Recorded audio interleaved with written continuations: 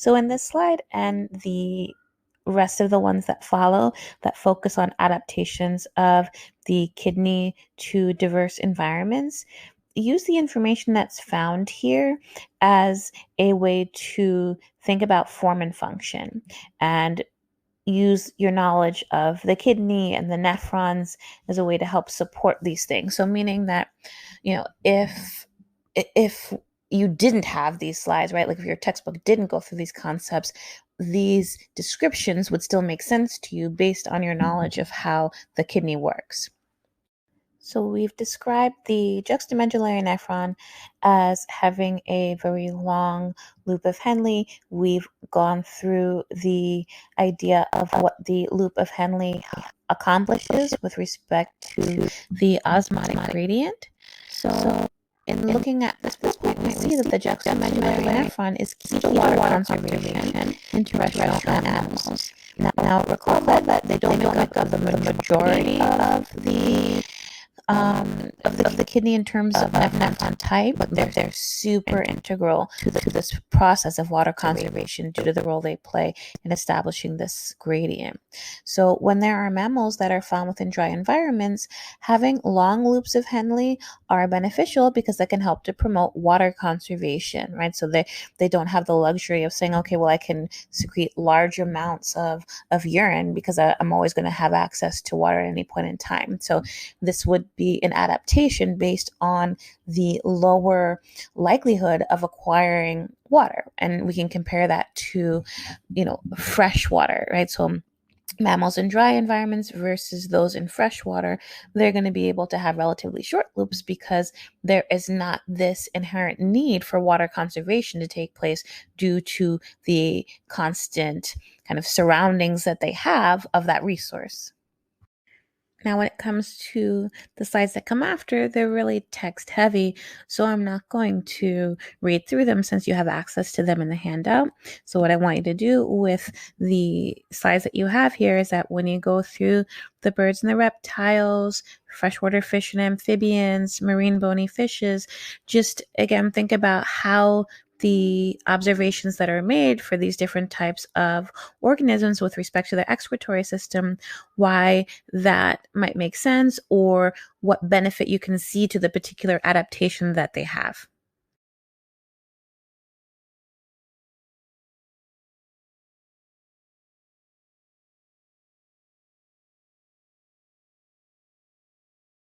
Concept 44.5, hormonal circuits link kidney function, water balance, and blood pressure.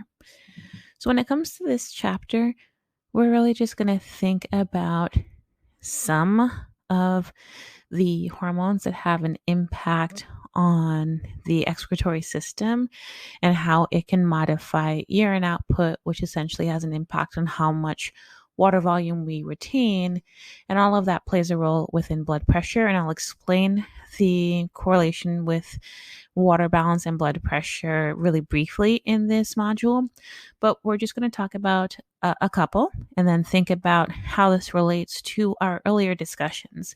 So a lot of what we can take from this unit can help with your preparation for, supporting content, right? So thinking about how this material is supported by your knowledge of communication, supported by your knowledge of the endocrine system, supported by all of your earlier content that you learned within Principles 1 as well.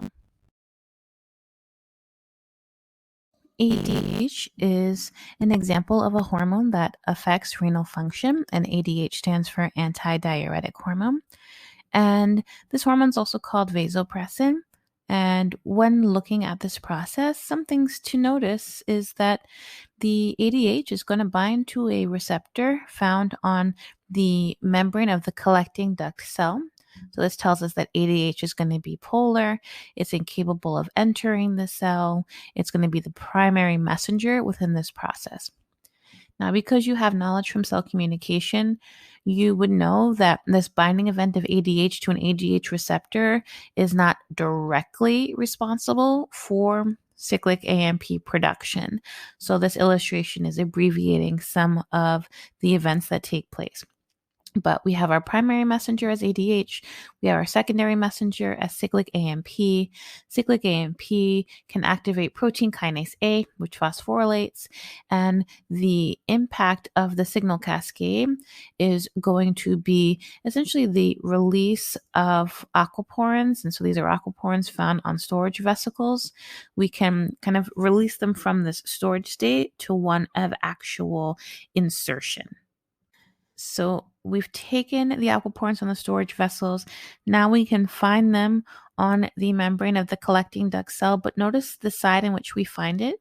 We find it facing the lumen, so lining the lumen of that collecting duct. Okay, so this would be where filtrate or essentially urine would be passing through.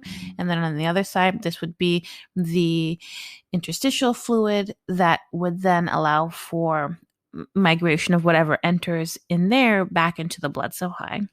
So the impact of ADH is to increase the presence of aquaporins at this location. And what we'll find is that water, remember, aquaporins are promoting passive movement. Water will go down, right?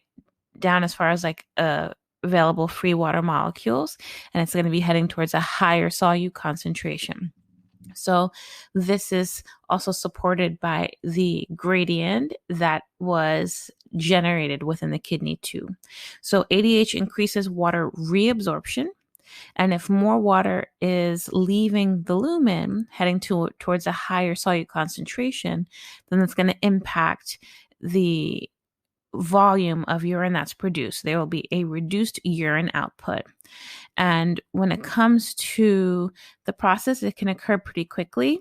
And if the ADH levels remain elevated for a more extensive period of time, then it will induce the cells to transcribe the aquaporin gene and manufacture even more aquaporins in order to further raise the water permeability of the collecting duct. So the collecting duct is depending on the presence of aquaporins for that permeability to water.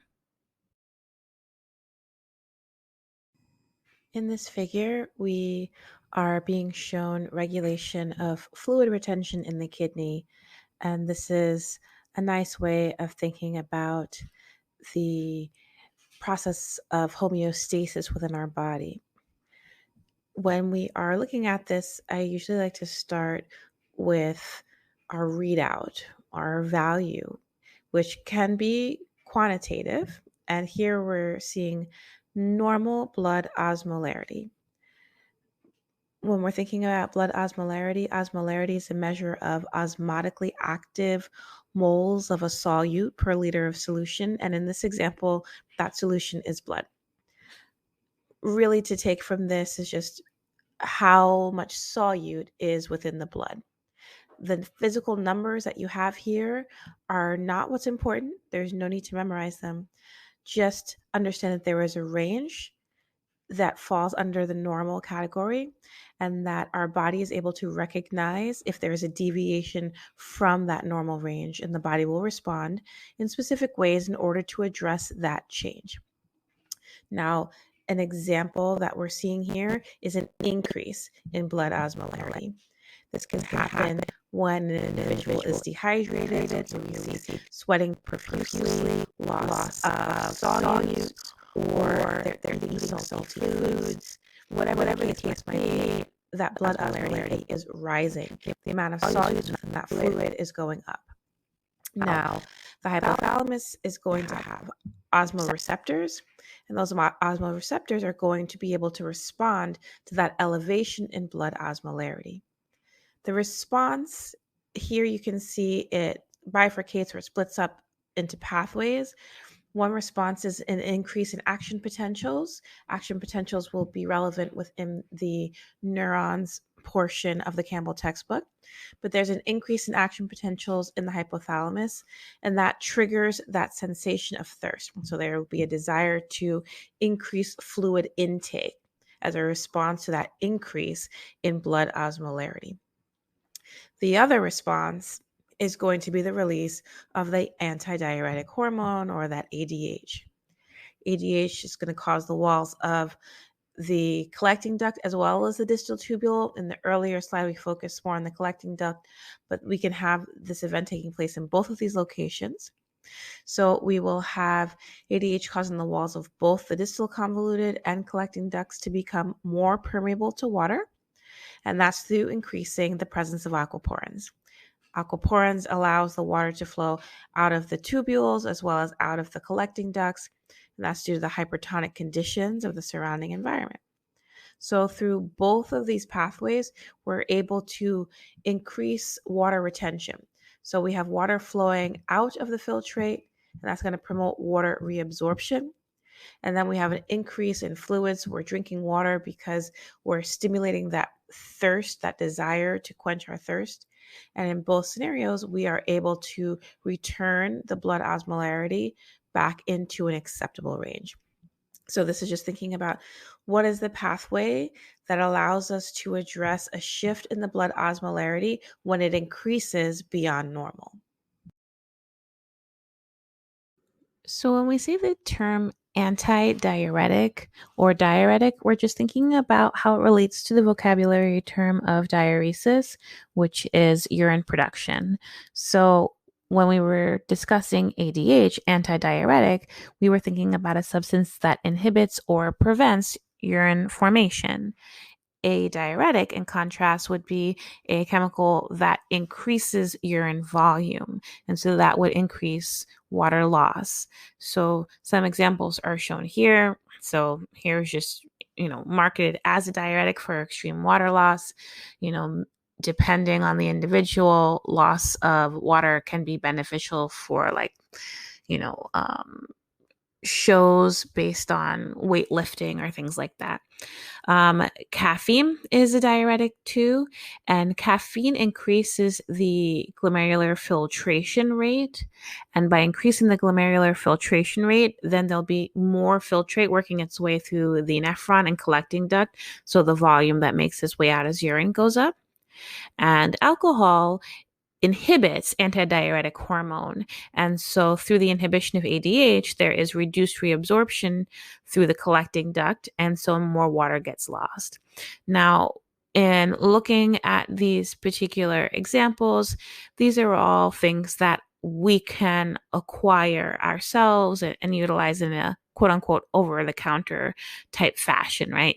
But we can harness our knowledge of water volume and urine output for treating something like hypertension.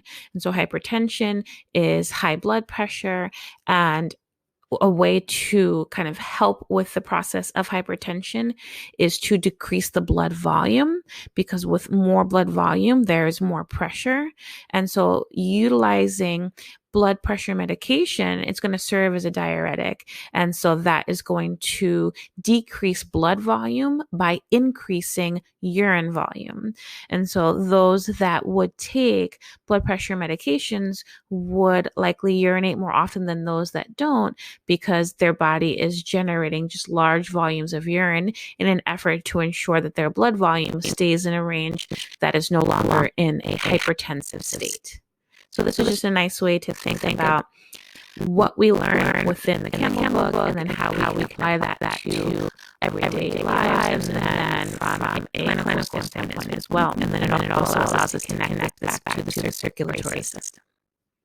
I'll also use this particular slide to address the concept of diabetes. And diabetes is essentially a metabolic disorder that results in polyuria. And polyuria just means a lot of urine.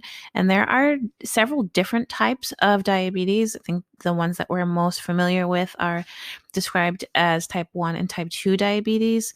But there is also diabetes insipidus, which your book goes through. And when it comes to diabetes insipidus, this has to do with ADH. And so diabetes insipidus results from ADH hyposecretion. So we have under release of ADH, which means that the collecting duct is not going to reabsorb much water. So more water is passing through the urine. So this could be, some type of mutation or malfunction within ADH or perhaps within the pathway, whatever it is, the consequence of that is low amounts of ADH being inserted within that collecting duct, and then that has an impact on urine volume. The others that we think about in terms of type 1 and type 2, they are really about glucose. And when it comes to this process, there is going to be glucose that's going to be kind of staying within the tubule rather than being reabsorbed. And when there is more of that solute within the tubule, then more water is going to want to enter into the tubule to dilute that. And then that individual becomes dehydrated, right? Because the water wants to follow that glucose, and that glucose should not make its way into the collecting duct. So it would be an issue with, essentially being effectively brought back in, right? So the nephron is not doing its job at 100% in that scenario. So the kind that we think about initially, like type 1 and type 2, is characterized by excess glucose, but the kind that is related to ADH has nothing to do with glucose concentrations and has everything to do with ADH. Now, what we have here is another mechanism of responding to changes within the blood, and this is the renin-angiotensin aldosterone system, often abbreviated as RAAS. And in this scenario, it can be a response to a drop in pressure, and that could be through blood loss, because that loss of blood volume is going to decrease blood pressure, or something like dehydration. And there will be receptors that can respond to this change in pressure and initiate a sequence of events. Now, in this scenario, we can see that there are sensors in something called the juxtaglomerular apparatus, or the JGA, that will detect this change. And we have JGAs in each nephron, and they're found at the very end of a nephron loop, and they're important for feedback of events related to filtrate composition and blood pressure fluctuations. So the JGA will respond with the release of renin. Now, something before I go forward is, if there is a drop in blood pressure through whatever means, like the examples that are provided here, I want you to ask yourself how that would impact the glomerular filtration rate. I'm not going to answer that question here. I just want you to think about how that relates to this pathway. So you have blood pressure, blood volume dropping down. How would that impact the GFR? Okay, so we have our renin, and the JGA released that renin, and that was in response to the pressure change.